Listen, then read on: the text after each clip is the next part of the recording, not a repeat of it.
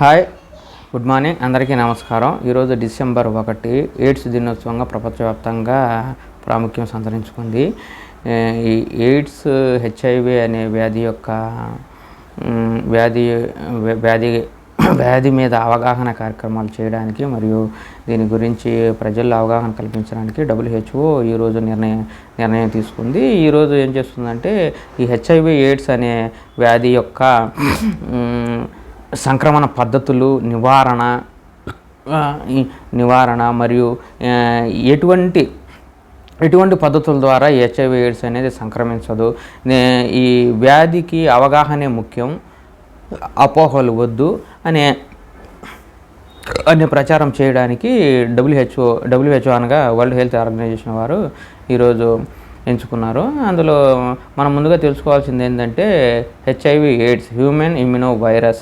ఈ వైరస్ల ద్వారా సంక్రమించే ఈ వ్యాధుల్లో హ్యూమన్ ఇమ్యూనో వైరస్ ఒక వైరస్ వల్ల మనకి మనుషులకి వ్యాధి సంక్రమిస్తుంది. అండ్ ఎయిడ్స్ అనగా ఎక్వైర్డ్ ఇమ్యూనో డెఫిషియన్సీ సిండ్రోమ్. మనుషుల్లో వ్యాధి నిరోధక శక్తి పూర్తిగా తగ్గిపోయి వివిధ రకాల మల్టీ డిసీజెస్ బారిన పడ్డ యొక్క దశని ఎయిడ్స్ అని అంటారు. ఇందులో ఈ వ్యాధి ఎలా సంక్రమిస్తుందంటే ముఖ్యంగా అసురక్షిత లైంగిక సంబంధాల వల్ల సంక్రమిస్తుంది.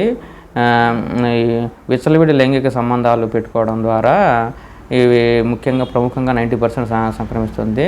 దాని తర్వాత రక్త మార్పిడి ద్వారా సంక్రమిస్తుంది. అండ్ స్టెరిలైజ్ చేయని సూదులు, బ్లేడ్లు వాడడం ద్వారా ఒకరి నుంచి ఒకరు వాడడం ద్వారా కూడా సంక్రమిస్తుంది. దాంతోపాటు ఎయిడ్స్ వ్యాధిగ్రస్తురాలైన తల్లి నుంచి బిడ్డకు కూడా సంక్రమించే అవకాశాలు ఉంది.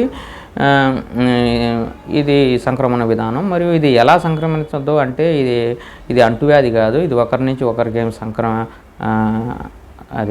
యాక్చువల్గా ఇది గాలి ద్వారా, నీటి ద్వారా సంక్రమించదు. ఇది ఒకరి నుంచి ఒకరికి ఈ పద్ధతుల ద్వారా మాత్రమే, అసురక్షిత లైంగిక విధానాల ద్వారా మాత్రమే 90% సంక్రమిస్తుంది. మరియు రక్త మార్పిడి, దాంతోపాటు స్టెరిలైజ్ చేయని సూదులు, బ్లేడ్లు వల్ల కూడా సంక్రమిస్తుంది. మరియు తల్లి నుంచి బిడ్డకు సంక్రమించే అవకాశం ఉంది. అంతేగాని దోమకాటు వల్ల మరియు కరచాలనం వల్ల కానీ, ఒక ఇంట్లో కలిసి జీవించడం వల్ల కానీ సంభవించదు. ఎయిడ్స్ వ్యాధిగ్రస్తుల్ని అవాయిడ్ చేయొద్దు, అది మంచి పద్ధతి కాదు. మరియు ఎయిడ్స్ గురించి అవగాహన పెంచుకోండి, సురక్షితంగా ఉండండి. మరియు దీనికి ఇంత ప్రాముఖ్యత ఎందుకు సంతరించుకుంది అంటే ఈ వ్యాధి వచ్చి ఇప్పటికీ 37-38 సంవత్సరాలు అయినా కానీ ఇప్పటికీ పూర్తిస్థాయి చికిత్సా విధానాలు అందుబాటులో లేవు. దీనికి నివారణ ఒక్కటే మార్గము. ప్రస్తుతం యువత ఈ వ్యాధి బారిన పడి చాలా నష్టపోతున్నది. మన దేశంలో 25 లక్షల ఎయిడ్స్ వ్యాధిగ్రస్తులతో ప్రపంచంలోనే 2వ స్థానంలో ఉంది. అండ్ మన తెలుగు రాష్ట్రాలు కూడా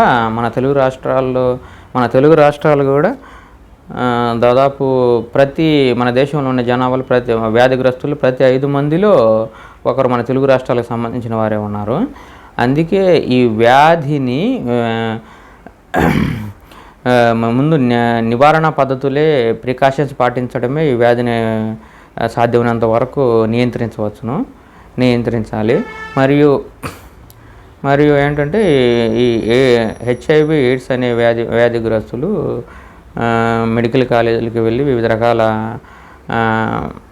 చికిత్సా పద్ధతులు అనేటివి, స్వల్పకాలిక చికిత్సా విధానాలు అందుబాటులో ఉన్నాయి. అందులో కొన్ని రకాలైనటువంటి యాంటీవిట్రోల్ డ్రగ్స్ అనేటివి ఇస్తారు. కొద్దిగా వైరల్ లోడ్ తగ్గుతుంది, కొంచెం దీర్ఘకాలికంగా జీవించే అవకాశాలు ఉంటాయి. దీనికి ముఖ్యంగా వ్యాధిగ్రస్తులు చేయాల్సిన పని అంటే సరైన ఆహారం తీసుకోవడం, ప్రశాంతంగా ఉండడం, మరియు మెడిసిన్స్ అనేటివి యాంటీవిట్రోల్ డ్రగ్స్లో ప్రముఖంగా జిలోవుడిన్ అండ్ డైడాప్సినోసిన్ అనే కొన్ని రకాలు అనేటివి ఉన్నాయి. మరియు తల్లి నుంచి బిడ్డకు సంక్రమించకుండా కూడా కొన్ని రకాల చికిత్సా పద్ధతులు ఇప్పుడు అందుబాటులోకి వచ్చాయి. కానీ ఇవి 100% నివారించలేవు. ఎందుకంటే దీనికి పూర్తిస్థాయి చికిత్సా విధానాలు ఇప్పటికీ అందుబాటులోకి రాలేదు. అవగాహనే ఈ హెచ్ఐవి ఎయిడ్స్ అనే వ్యాధి నియంత్రణకు అవగాహనే ముఖ్యము. మనిషి మోరల్ వాల్యూతో ఉండండి, అందరూ జాగ్రత్తగా ఉండండి. మరియు యువత అనేది జాగ్రత్తగా ఉండాలి. ఎవరు అడిగినా కానీ ఎయిడ్స్ అండ్ హెచ్ఐవి గురించి హెల్త్ కాన్షియస్ అనేది ఉండాలి. ఇది ఎలా సంక్రమిస్తుంది, దీన్ని ఎలా నియంత్రించాలి అనే విషయాలు తెలుసుకొని ఉండండి. అనవసరంగా ఎయిడ్స్ వ్యాధిగ్రస్తుల్ని దూరం పెట్టద్దు, అవగాహనతో ఉండండి.